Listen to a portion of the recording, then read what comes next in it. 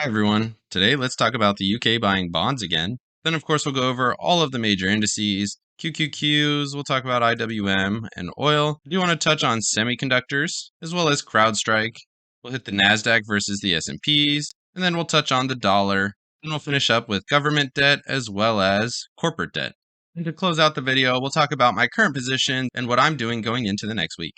Definitely like and subscribe and hit the bells if you like this kind of content. And make sure you share this with your friends and comment down below what your thoughts on all of the markets. Welcome to the Portfolio Bulletin. Let's get started. So the UK started buying bonds again, and that triggered some worries across the global economy. They say over the last week, their central bank decided to buy £65 billion of securities, staunching the meltdown in the market. This is a quick turnaround since they've been offloading debt, and the government also did a huge debt-funded tax cut, sending the pound to record lows. It's definitely kind of curious why they're doing things like this.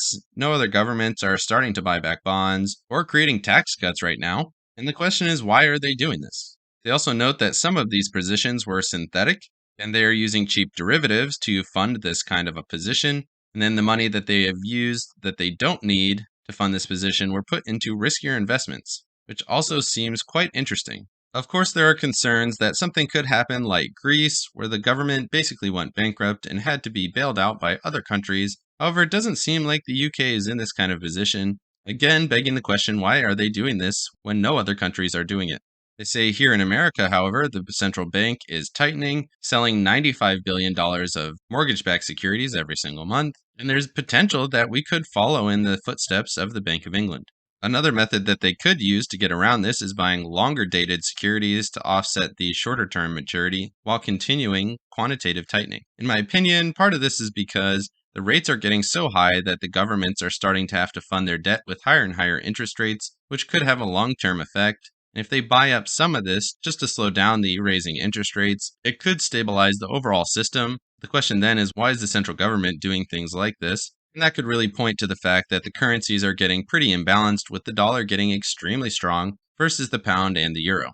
Moving on to the markets, we can see the Nasdaq on the longer term charts has been in this really steady downtrend with a couple of upswings here. You can see we're right at that support level, the 265 support, going back to the lows here in September of 2020. I expect we're going to get some kind of bounce here. We had 3 really strong weeks of down movement. We closed right at the lows, and I would expect 265 to hold, maybe get a little touch of 265, and then we'll get a little bit of a bounce going into the following week.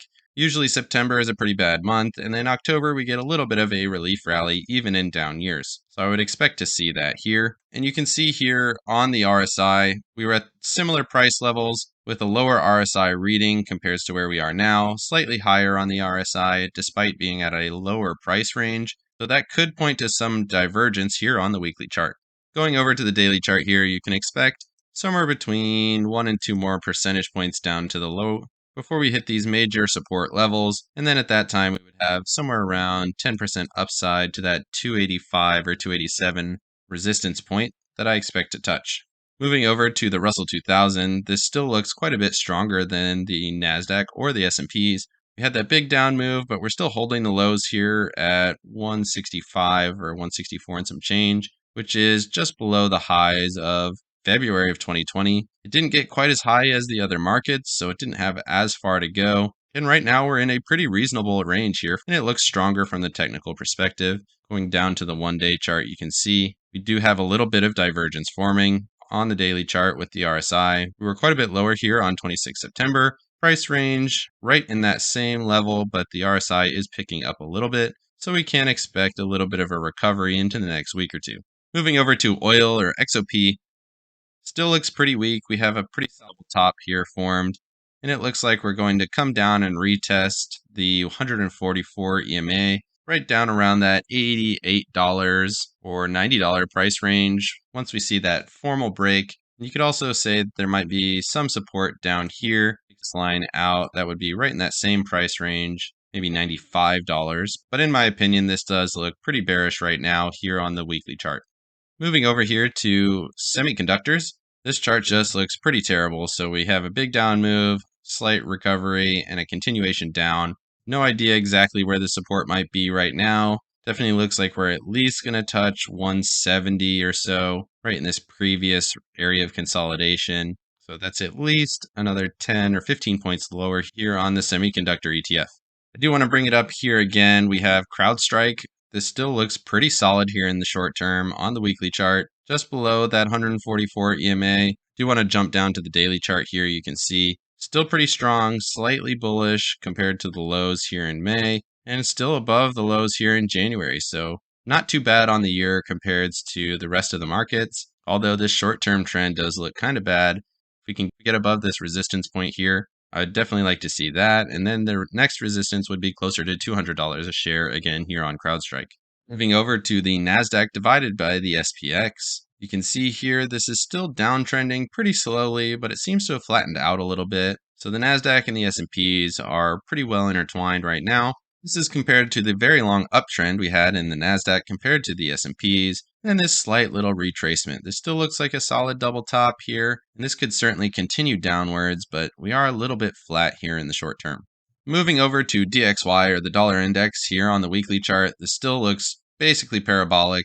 This certainly can't continue forever, and I don't know exactly where it's going to stop. Seems like we might have had some kind of topping formation here on the weekly. Got that inverted hammer, but it still remains to be seen. We've been extended here on the RSI for quite a while. We hit overbought here in November of 21, and we've basically remained overbought for a very long time, all the way to October of 22 here. So hopefully we get a little bit of a down move. That would definitely be pretty good for equities here in the short term. Moving over here to TLT, or 20-plus year Treasury bonds, you can see things have sold off really dramatically from around $171 per share down to about $100 per share. And you can see these levels haven't been seen since December of 2013, or back here in September of 2010, or previously during the financial crisis here, March of 2009, or November of 2008. So prices retraced quite a bit here in TLT, and it seems like things could be getting pretty oversold. Of course, this move just looks really dramatic. And the question is, at what point does it stop? I mean, super fast. Been oversold for quite a while. We were oversold here in May, oversold pretty dramatically again here in September. At what point do we see a bounce in government bonds and start to see a little bit of a cooling in yields? Moving over here to corporate investments, you can see same story, sold off really dramatically. Not quite as bad. You can see the highs were closer to that 136, 137. Down here at 102 right now. And again, these prices haven't been seen since August of 2009 or previously here in June of 2008. So bonds, very cheap comparatively to where we've been. Even lower here than they were in COVID when everything was selling off, or even really where this started all the way back here in July of 2002. So corporate bonds, very cheap. Bonds across the market, very cheap. It seems like it might be time to start picking up some of these assets, even if they could go a little bit lower in the short term. These are historically cheap prices. Moving over here to my trading account, you can see my Roth IRA is down a little bit. My positions here, I sold a 167 put here on IWM. This has been my primary trading index for my Roth IRA. Sold some 167 puts here to expire on Monday. For a little bit less than $1 here. You might look to close this 160 position just to get a little bit of money out of it and expect to inherit these shares, and then I'll sell calls against these until we get executed. One way or the other, I'll either get these shares or hopefully we'll get a little bit of a rally on Monday. Similar story here. I have 200 shares. And I've sold 2 calls against those, and then I may or may not accept these shares for these 2 puts that I have. See what happens on Monday. If we get a nice little rally, then I'll hold these puts. If prices continue down, I'll probably exit these puts and roll down the calls just to collect a little bit more credit and protect myself further in this downward market. Again, I expect a little bit of a bounce after we hit maybe 1 or 2% lower, and I don't really expect the Russell to go down too much more than it has already. Again, like and subscribe, and definitely comment down below if you like this kind of content. And please share it with your friends. It really helps out the channel, and it helps me continue doing content like this. Of course, none of this is financial advice. This is all for entertainment purposes. Good luck in your trading, and have a great week.